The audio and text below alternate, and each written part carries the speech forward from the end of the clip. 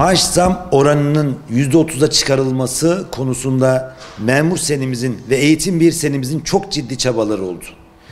Cumhurbaşkanımızın kamu çalışanların beklentisine yönelik talebimizi olumlu karşılaması çok değerliydi.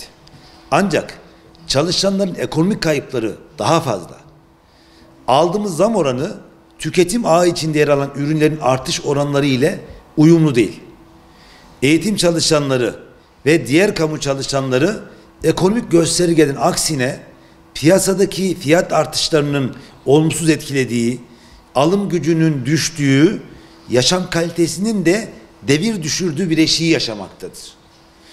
Alınan zamla oldukça olumlu bir seyir kazanan kamu çalışanlarının ekonomik durumu yakın zamanda alınacak bir seyyanen zamla taşlandırılmalıdır. Seyyanen zam talebimiz konusunda net bir tutum içindeyiz. Gelinen noktada ekonomik kayıpları telafi etmek, gelir dağılımını dengelemek ve ücrette adaleti tesis etmek için çalışanların gelir durumunu da dikkate alarak seyyanen zam konusunun gündeme alınması ve seyyanen zamın verilmesini şart olarak görüyoruz.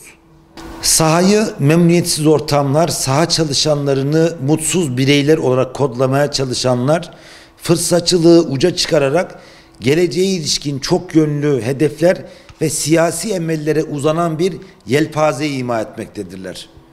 Hiçbir hayırlı ve faydalı çalışmada etki değeri olmayanların sosyal medyayı ateşe verme gayretleri elbette iyi niyetli değil. Eline çakmağı almış, her meselede yanıcı ve yakıcı yer arayan velvelecilerin ne yapmaya çalıştıklarının farkındayız.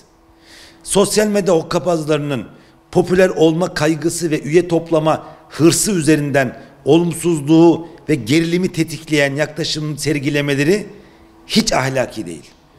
Zam oranına verdiğimiz tepkiyi bile farklı bir kurgu ile sunmaya çalışanlar, zam oranını yanlış görsellerle alkışladığımızı iddia edenler ahlaken sorumlu bir portre çizmişlerdir. Popüler olma uğruna değersizleşenlere ve sahayı kirletenlere inat, kaliteli ve gerçekçi bir sendikacı ilke edinerek kamu çalışanların haklı taleplerine kulak kabartmaya, bu talepleri karşılama yönelik adımları atmaya devam edeceğiz. Ve bu konudaki mücadelemizden de vazgeçmeyeceğiz. Dolayısıyla kamu çalışanlarının ve eğitim çalışanlarının haklı beklentisinin farkındayız.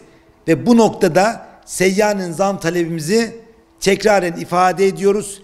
Seyyanen zam konusunda olumlu bir adım atılmasını istiyoruz ve bekliyoruz.